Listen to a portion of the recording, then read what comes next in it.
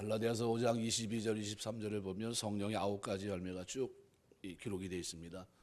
그런데 9가지가 단수로 되어 있습니다. 하나예요.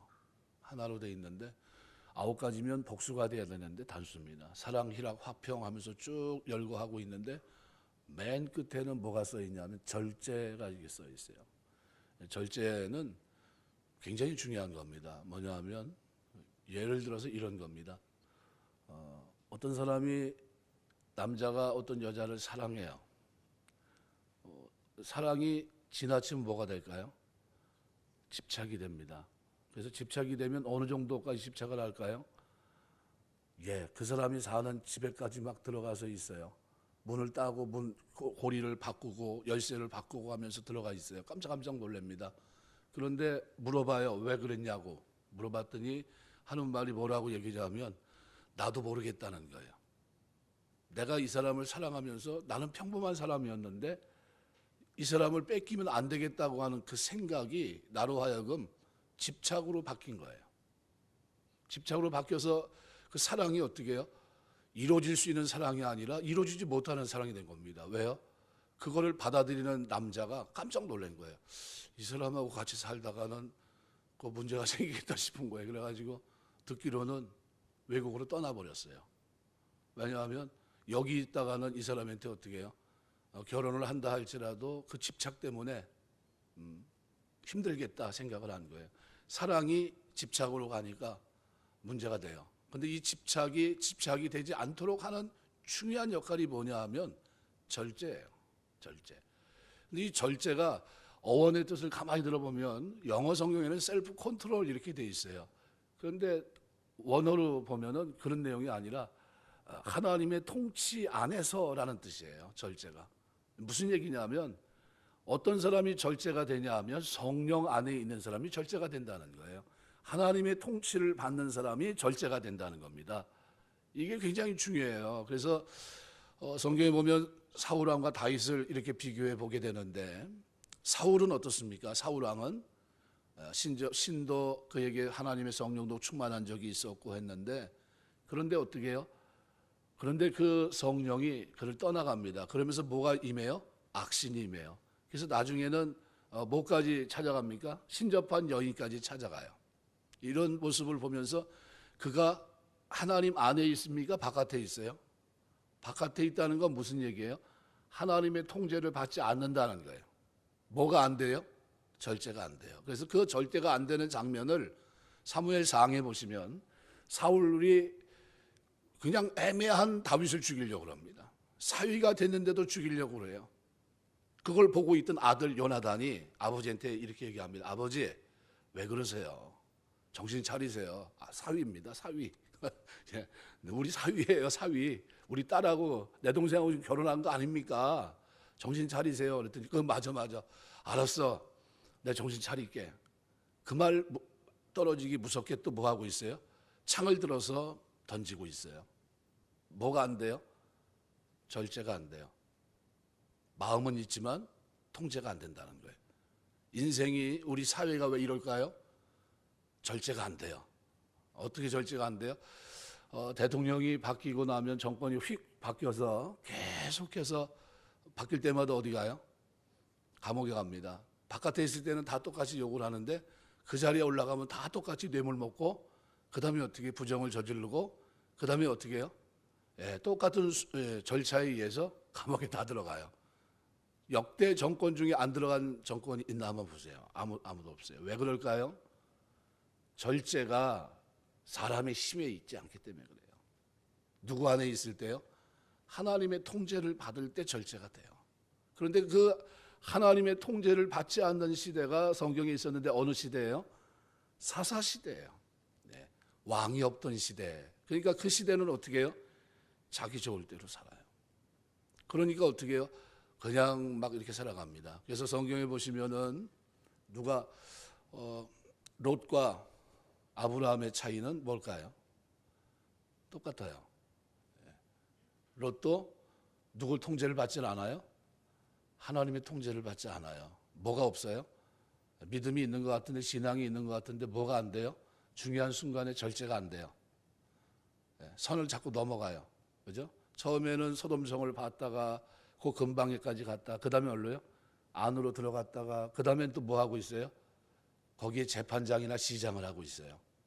돈은 제대로 버는 것 같은데 그런데 뭐가 안 돼요? 절제가 안 되니까 결국은 실패하는데 그 실패하는 장면을 성경이 아주 리얼하게 잘 현장감 있게 소개하고 있어요. 그래서 롯의 두 딸이 사위들에게 얘기를 합니다. 그죠? 사위를 불러놓고 야, 이 성이 망한다고 하나님의 사자를 보냈다. 나가야 된다 얘기했더니 뭐라고 그래요? 농담처럼 여겼고. 절제가 안 돼요. 그 다음에 또 어떻게 해요? 도망가는 중에 자기 처는 뒤를 돌아본 거로 뭐가 되고요? 소금 기둥이 되고. 두 딸은 뭐 하고 있어요? 우리가 어디 살았었어요? 소돔성에. 보고 배운 것이 뭘까요? 잘못된 것들만 배웠어요. 그래서 나중에 어떻게 해요? 야, 다 죽었다. 인종을 전하자. 그래서 아버지를 술 먹여서 어떻게 해요? 큰딸, 작은딸이 그래서 모압 암몬 족속의 조상이 됩니다. 롯이 하나님 없이 가가지고 하나님의 통치를 받지 않는 그 걸음을 걸어가서 얻어진 게 뭡니까? 아무것도 없어요.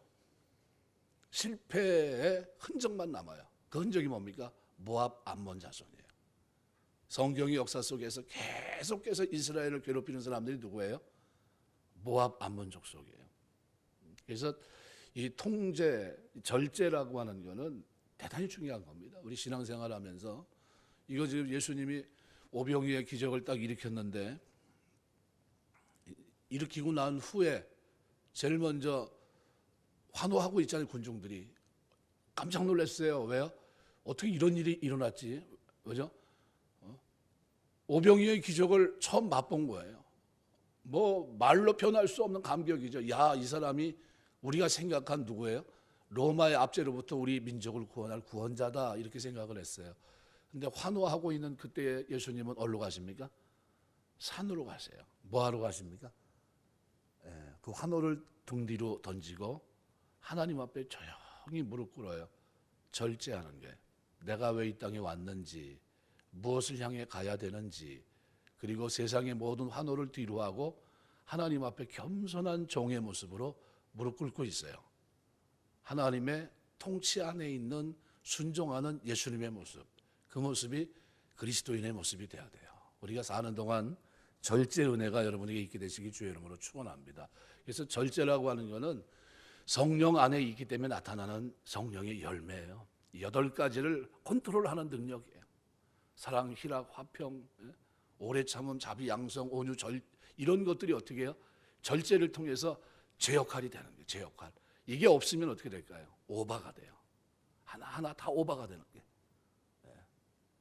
웃는 것도 너무 웃으면 어떻게 될까요? 미치는 거예요. 우는 것도 마찬가지예요. 웃는데 웃는 게 오바가 돼가지고 통제가 안 되면 정신병원 가야 돼요. 그죠? 그런 거예요. 화평도 하나님 원하는 화평으로 가야 되는데 이게 어느 정도 선이, 그죠? 이 선이 분명해야 돼요. 근데 그게 없으면 어떻게 돼요? 힘으로 화평을 이루려고 합니다. 그게 뭡니까? 팍스로마예요. 힘으로 세계를 지배하려고 하는 그런 하나님의 뜻은 뭐예요? 샬롬인데. 그런데 그게 어떻게 절제가 안 되니까 어떻게 해요? 힘으로라도 나는 화평을 만들겠다. 이게 세상 평화예요. 이런 것들이 잘못됐다는 거죠. 그러니까 우리가 이 절제라고 하는 거는 우리 신앙생활의 성령의 열매를 열매답게 만드는, 우리 신앙생활의 삶으로 가장 아름답게 만들 수 있는 능력이에요. 성령 안에서의 능력이에요. 이걸 구하시길 주의 이름으로 축원합니다. 이게 있어야 돼요. 이게 있어야 신앙생활을 바르게 합니다. 왜? 나를 스스로 자꾸 통제해요. 내가 나를 통제하는, 나를. 오늘 읽은 말씀은 욥의 부활 신앙을 얘기합니다. 욥이 얼마나 힘들었을까요? 욥을 생각할 때 제일 먼저 생각드는 게 그거예요. 얼마나 힘들었을까? 얼마나. 제가 전에 섬겼던 교회의 어떤 장로님 그 아들이 일찍 고등학교 다니는 중에 갑자기 별 저기도 없이 그냥 죽었어요. 권사님이 그것 때문에 한동안 예수 믿는 거를 교회를 못 나가셨어요. 어떻게 하나님이 이럴 수 있냐는 거예요. 내가 신앙생활 잘했는데 어떻게 내 아들이, 그 귀한 아들이 어떻게 해요? 암으로 죽었어요. 교회가 기도하고 막 특별 기도를 하고 그렇게 했는데도 어떻게 해요? 외면하시고 데려가셨어요. 그 이후로 상처가 돼가지고 이게 나가면 뭐하냐, 기도하면 뭐하냐 하는 그런 마음이 그 마음속에 누르는 거예요. 남편 되시는 분은 장로님인데 얼마나 힘들었겠습니까? 굉장히 힘들었어요. 그 신앙을 회복하는데 대단히 어려워요. 대단히 어려웠습니다. 위로가 안 돼요. 가서 신방을 가서 위로를 해야 되는데 위로가 안 돼요. 그래서 이제 가서 권면도 하고 하면서 제가 유일하게 할 수 있었던 말은 그 말이에요.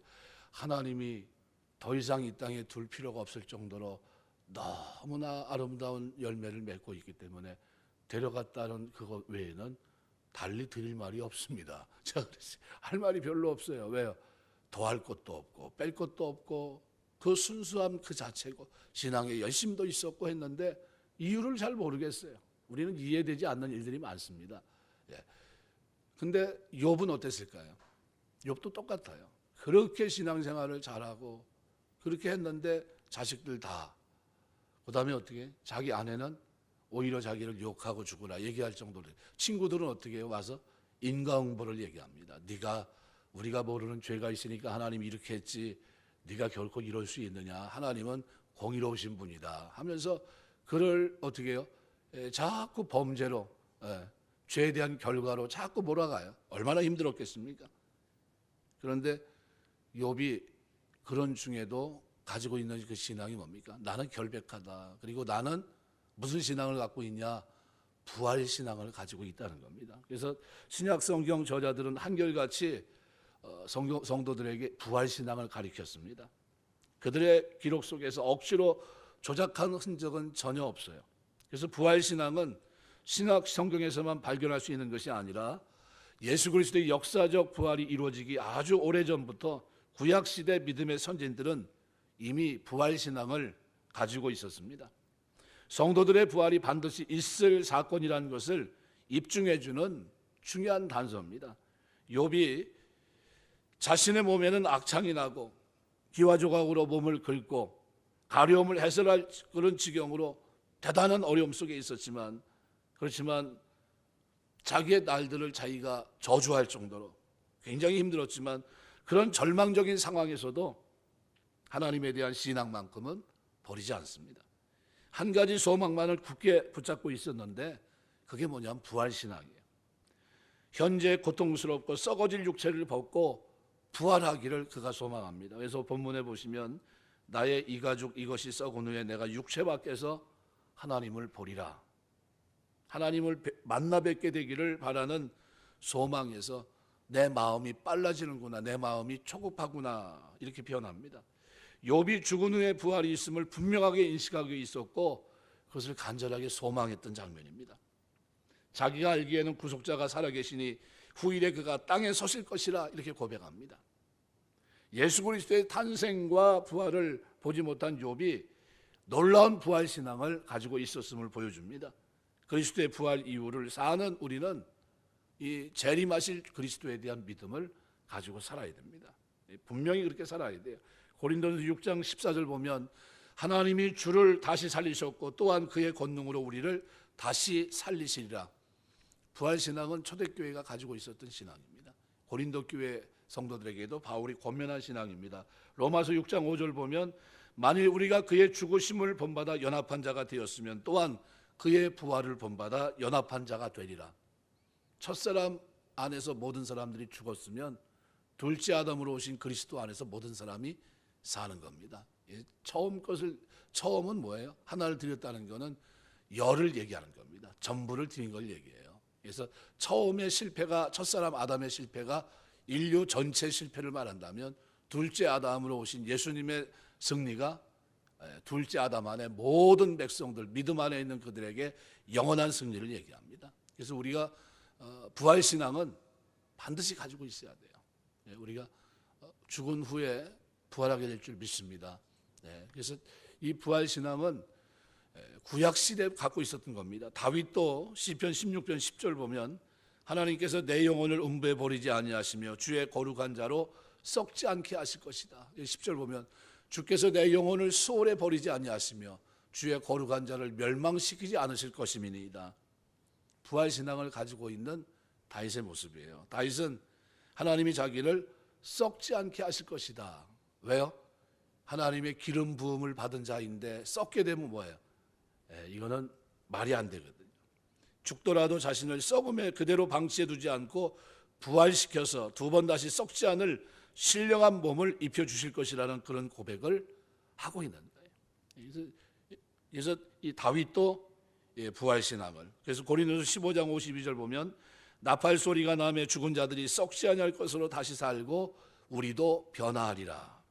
죽은 자들이 썩지 아니할 것으로 다시 살고 우리도 그렇게 된다는 게, 그게 부활입니다. 우리가 부활을 믿으시길 주의 이름으로 축원합니다.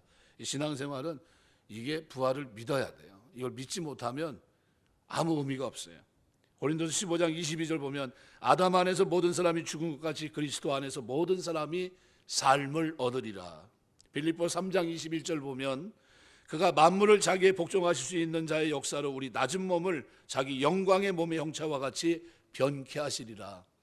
낮은 몸이 뭡니까? 땅의 흙으로 지어진 인간의 육체를 말합니다. 이것이 뭐처럼 변해요? 영광의 몸의 형체와 같이 변케 되는 것. 이게 부활이에요. 이것을 하나님이 우리에게 약속하신 겁니다. 그러니까 이 정도면 신앙생활 할 만하지 않습니까?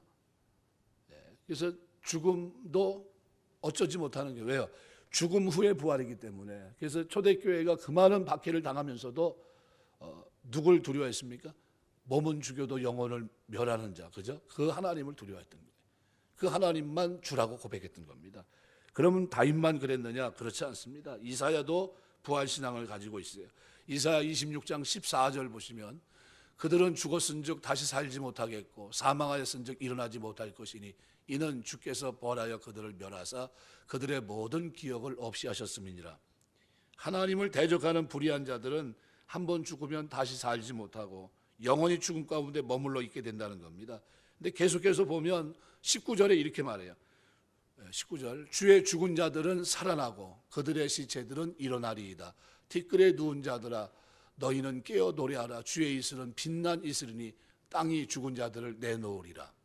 그리스도인들에 대한 놀라운 메시지 부활신앙을 얘기합니다. 우리가 죽음으로 끝나는 게 아니에요. 죽음 후에 어떻게 해요? 하나님이 다시 일으키십니다. 반드시 일으켜요.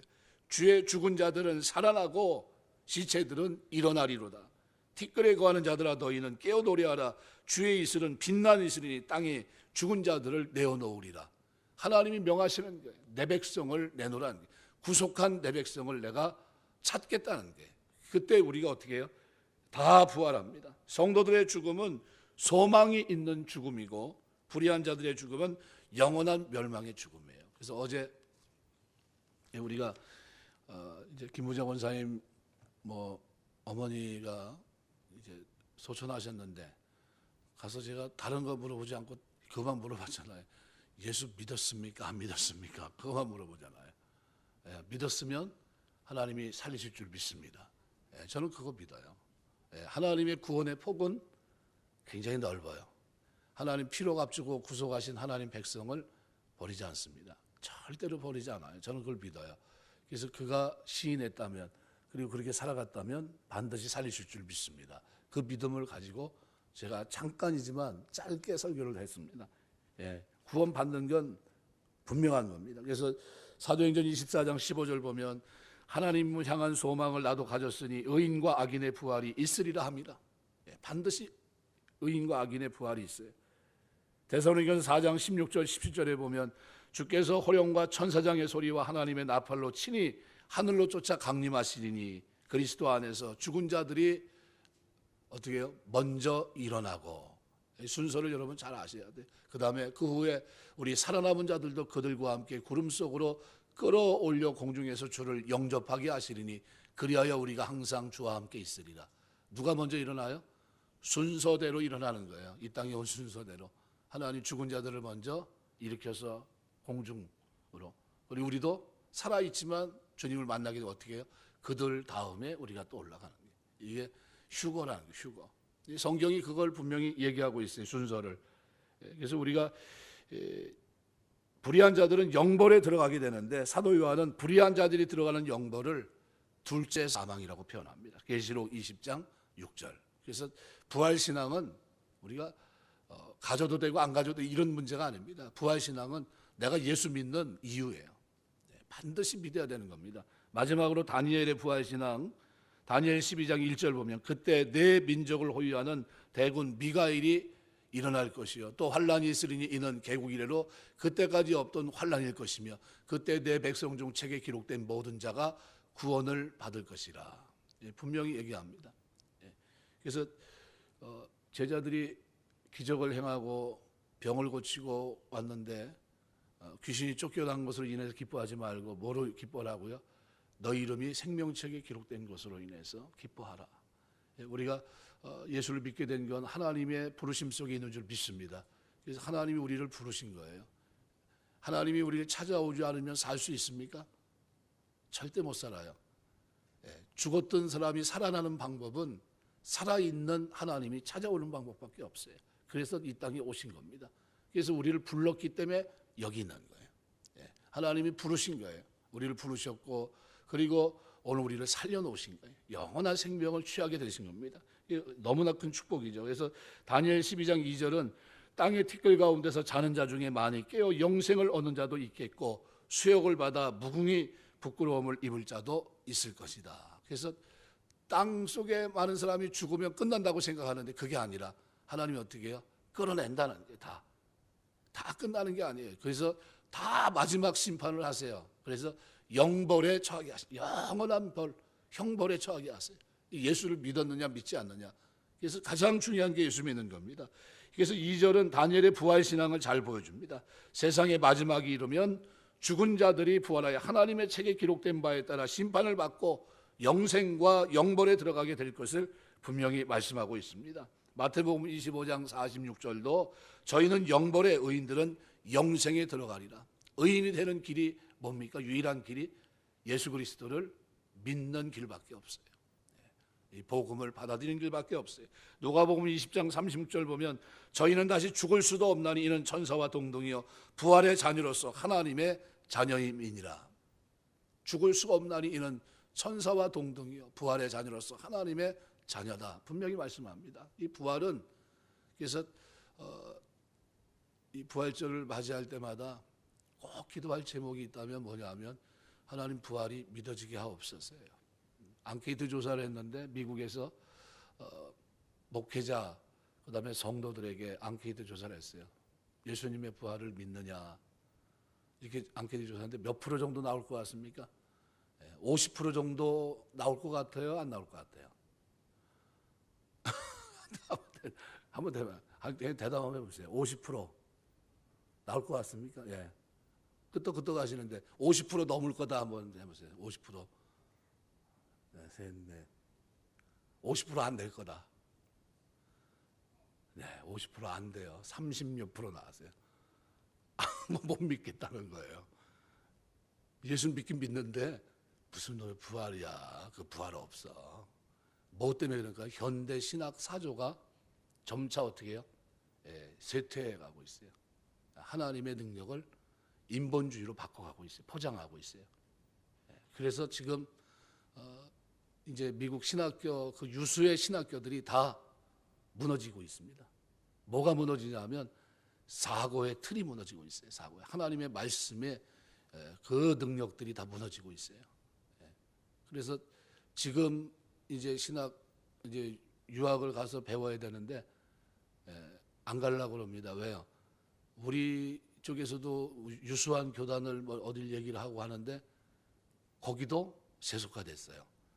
그래서 이제는 유학을 갔다 온 사람들도 거기 출신이라고 얘기를 안 하려고 그래. 왜냐하면 거기서 배운 거면 문제가 될 소지가 있으니까 쉬쉬쉬쉬 합니다. 네. 전에 같으면 어떻게 해요? 나 거기 출신이야 하면서 얼굴 이렇게 고개를 바짝 들었을 텐데 지금은 존재감이 없어요. 얘기를 안 하려고 그래요. 왜요? 신학 사조가 세상 풍조가 바뀌어가는 게 마지막 때가 오면 뭐에 대한 도전입니까? 살아계신 하나님에 대한 도전. 인본주의가 아주 꽃을 피우고 열매를 맺어서 마지막에는 어떻게 해요? 사랑이 완전히 식어지게 되고 하나님을 믿는 믿음도 쇠퇴하게 하는 그런 시대에 우리가 살고 있어요. 그래서 신앙생활 하면서 성령의 열매가 굉장히 중요하고, 특별히 절제라고 하는 것은 내 신앙을 하나님 앞에 올곧게 세우는데 너무나도 중요합니다. 그래서 부활신앙은 내 신앙이 살아있느냐 살아있지 않느냐를 가늠하는 척도예요. 이것이 내가 믿어지면 신앙생활을 바르게 합니다. 그래서 나중에 아브라함이 이삭을 드리는 장면에서 히브리서는 뭐라고 얘기합니까? 죽었다 할지라도 하나님이 다시 살리실 줄을 믿고 나갑니다. 그게 뭐예요? 부활신앙이에요. 죽었다 할지라도 하나님이 다시 살릴 거다라는 믿음을 아브라함이 갖고 나갔다는 거예요. 그러니까 창세기에 있었던 그것을 히브리 기자가 어떻게 해요? 해석해 놓은 거예요. 구약에 있던 사건을 어떻게 봐야 되는지를 히브리 기자가 가르쳐 준 거예요. 아브라함이 믿었던 그 믿음은 부활신앙이다, 그 얘기를 해준 거예요. 내가 하나님이 달라고 해서 독자 이삭을 드리는데 하나님이 받으시고 혹시 죽었다 할지라도 다시 살릴 거다라는 믿음을 가졌다는 거예요. 그게 부활신앙이에요. 우리가 주님 섬기면서 하는 동안 이 부활신앙이 저와 여러분의 신앙의 중심이 되시기 주의 이름으로 축원합니다. 36% 안에 들어가시길 주의 이름으로 축원합니다. 36%. 안 믿는다는 거, 못 믿겠다는 거예요. 그런데 그게 믿어지면 그게 은혜예요. 그게 믿어지는 거예요. 그게 하나님의 은혜예요. 그게 믿어지니까 어떻게 해요? 성령의 안에서 내가 이렇게 살면 안 되겠구나. 그리고 어떻게 살아요? 성령 안에 하나님의 통제를 받는 삶을 사는 거예요. 그게 축복이에요. 우리가 볼 때는 통제받는 게 굉장히 거치장스럽고 괴로운 것 같이 보이는데 사실은 그게 어마어마한 축복이에요. 하나님의 통제 안에 있다는 게, 누가 나를 통제합니까? 하나님이 절제의 능력을 주시는 거예요. 그게 하나님의 자녀로 열매를 맺게 하는 겁니다. 그래서 마태복음 7장에 보면 뭘 보면 압니까? 열매를 보아 알지니라. 뭘 보면 알아요? 말씀을 듣고 지켜 행하며 반석에 집을 짓는 아름다운 결과를 맺는 사람들은 열매를 보면 안다는 열매. 그 열매가 뭡니까? 성령 안에서의 열매는 절제가 없이는 절대로 온전한 열매가 맺혀지지 않습니다. 그래서 그 아우르면서 쭉 설명하면서 맨 끝에 절제를 놓고 절제로 하여금 어떻게 해요? 열매가 열매되게 만드는 거예요. 사랑이 사랑되게, 희락이 희락되게, 모든 것들이 제 역할을 할 수 있는 이 통제를 어떻게 절제를 통해서 하신 거예요. 이게 셀프 컨트롤입니다. 우리가 주님 섬기면서 하는 동안 부활신앙 그리고 이 절제 은혜가 여러분에게 있어서 일평생 사는 동안 흔들림 없이 변함 없이 하나님 사랑하고 또 그렇게 살 수 있는 저와 여러분 다 되시길 주의 이름으로 축원합니다. 기도하겠습니다.